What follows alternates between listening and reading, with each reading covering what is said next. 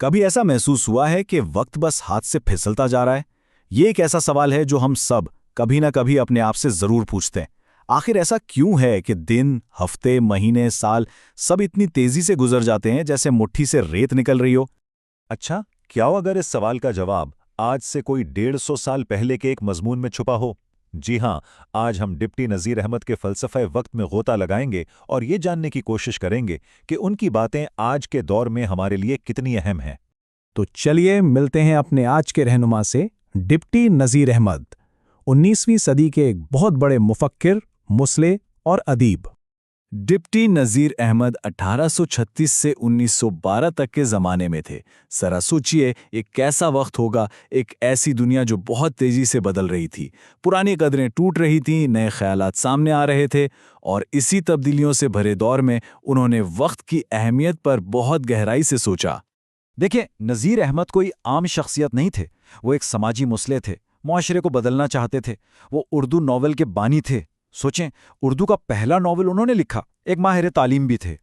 ان کی قابلیت اتنی تھی کہ اس وقت کی حکومت نے انہیں شمس العلماء کا خطاب دیا، جس کا مطلب ہے عالموں کا سورج۔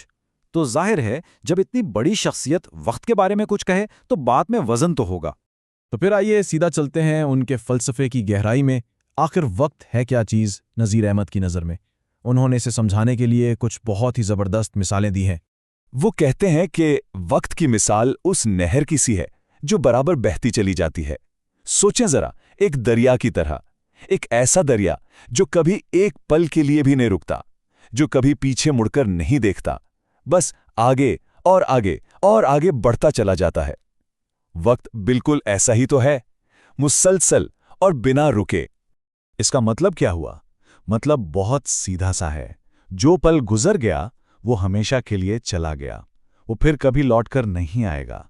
ہر سیکنڈ، ہر لمحہ جو ہم جی رہے ہیں وہ بالکل نیا ہے، اور اسے دوبارہ جینے کا کوئی موقع نہیں ملے گا۔ یہاں نذیر احمد ایک بہت ہی اہم لفظ استعمال کرتے ہیں، تلافی۔ تلافی کا مطلب ہوتا ہے کسی نقصان کو پورا کرنا۔ وہ کہتے ہیں کہ دنیا میں تقریباً ہر چیز کی تلافی ممکن ہے۔ پیسہ چلا جائے، واپس آ سکتا ہے، صحت خراب ہو، ٹھیک ہو سکتی ہے، لیکن وقت، گزرا ہوا وقت، وہ واحد چیز ہے جس کی کوئی تلافی نہیں ہے، کوئی ازالہ نہیں، گیا سو گیا۔ اچھا، تو یہ تو ہی فلسفے کی بات، لیکن یہ ہماری عملی زندگی پر کیسے اثر انداز ہوتی ہے؟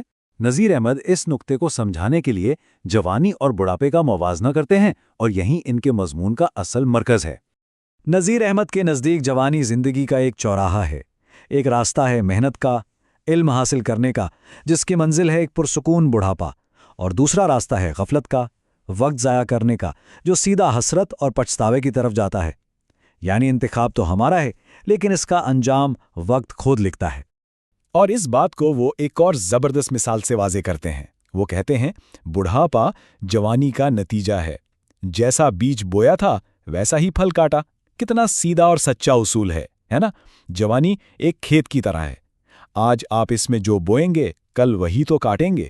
ہمارے آج کے فیصلے ہی ہمارا کل بناتے ہیں۔ وقت برباد کرنے کے لیے وہ ایک اور بڑا دلچسپ لفظ لاتے ہیں، عقارت۔